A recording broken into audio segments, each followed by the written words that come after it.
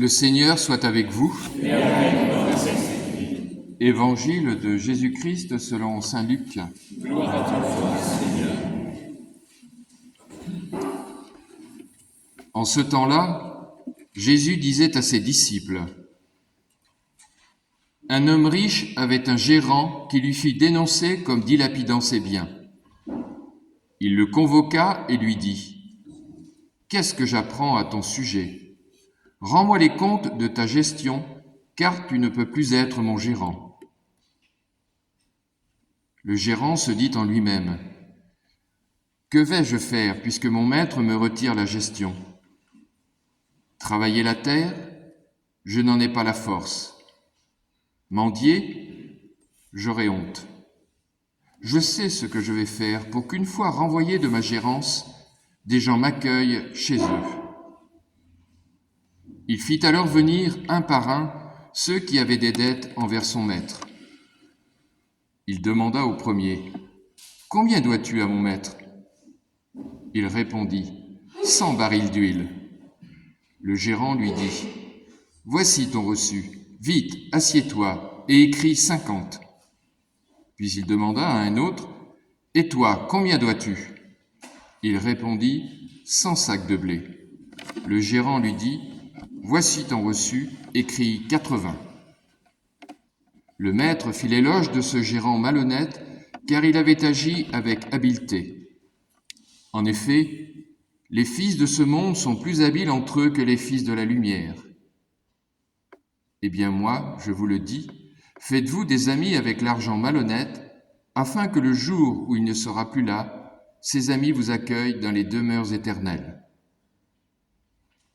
Celui qui est digne de confiance dans la moindre chose est digne de confiance aussi dans une grande.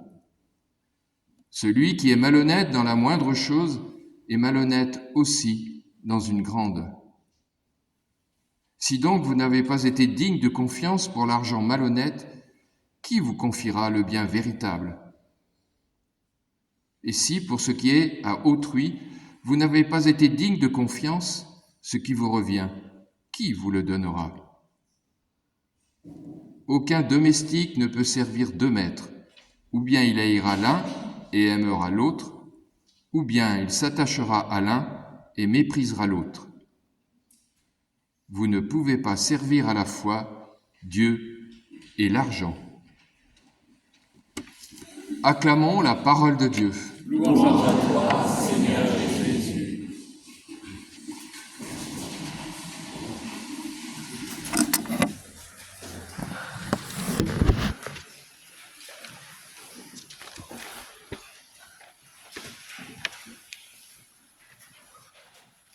Que faire de ces lectures de cet évangile en ce jour d'envoi en mission, de reprise paroissiale ? Que faire de ce triste constat, vieux comme le monde, est toujours d'actualité ? Les riches s'enrichissent, les pauvres s'appauvrissent. Que faire de cette dénonciation de l'argent qui aveugle, qui conduit à l'exploitation de ses frères et à l'oubli de Dieu ? On est bien d'accord, vous ne pouvez pas servir à la fois Dieu et l'argent. Pourtant, Jésus ne vient-il pas faire l'éloge d'un gérant trompeur ? Et que dire de son invitation à se faire des amis avec l'argent malhonnête ? Même si Jésus vante surtout et d'abord l'habileté de cet homme dans son attitude vis-à-vis de ses débiteurs, on reste quand même mal à l'aise. Mais en y regardant de plus près, on voit que, plutôt que de se révolter contre la décision de son maître de le renvoyer, le gérant habile préfère remettre les dettes, en renonçant d'ailleurs à la part qui lui revient selon l'usage de l'époque, et à ne prélever que la part de son maître, et entrer dans une logique de miséricorde, en espérant qu'à son tour, il lui sera fait miséricorde. J'ai trouvé un commentaire assez éclairant de cette attitude chez quelqu'un que vous connaissez bien ici, que vous allez revoir bientôt, je crois, dans le cadre des des conférences Oser la parole, un certain Guillaume de Zonay, dans son fameux petit ouvrage Le Christ rouge, qui commente ainsi cet évangile et cette attitude. Son but, à ce gérant, n'est pas de s'enrichir matériellement, ni de servir l'argent, mais plutôt de s'en servir au profit de sa circulation et des relations sociales, amicales. Ici, les bons comptes ne font que les marchands. Les mauvais comptes font les bons amis. Cette malhonnêteté relève plutôt de la bonté que de la justice, qui rend à chacun non pas tant ce qui lui est dû que ce qu'il lui faut. Cette générosité malhonnête vise une forme de justice plus élevée, la construction de l'harmonie sociale et de la fraternité. Alors voilà peut-être ce qui peut le mieux nous éclairer. Jésus nous invite en fait à entrer dans la logique du don, du partage et de la miséricorde, à l'image de Dieu. Les biens de ce monde nous sont confiés par lui. Si nous nous montrons dignes de cette confiance, dans l'usage habile que nous en faisons, alors le bien véritable nous sera confié, dit Jésus. Saint Paul, dans la deuxième lecture, nous montre quel est ce bien véritable, quand il nous invite à porter le salut des âmes comme souci permanent de notre prière et de notre être chrétien.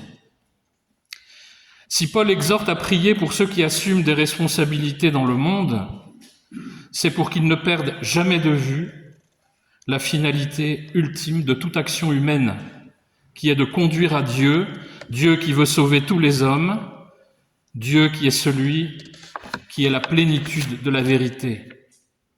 Celui qui prie sans colère et sans jalousie, nous dit Paul, découvre que tout ce qu'il reçoit par la médiation du Christ, c'est ce bien véritable, devant qui tout autre bien est relatif.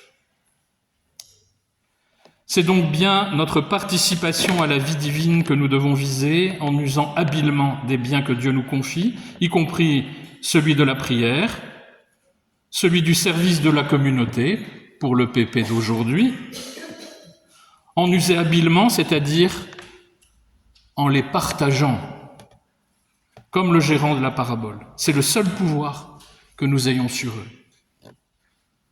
Alors Seigneur, fais-nous entrer dans ta logique de miséricorde et de partage.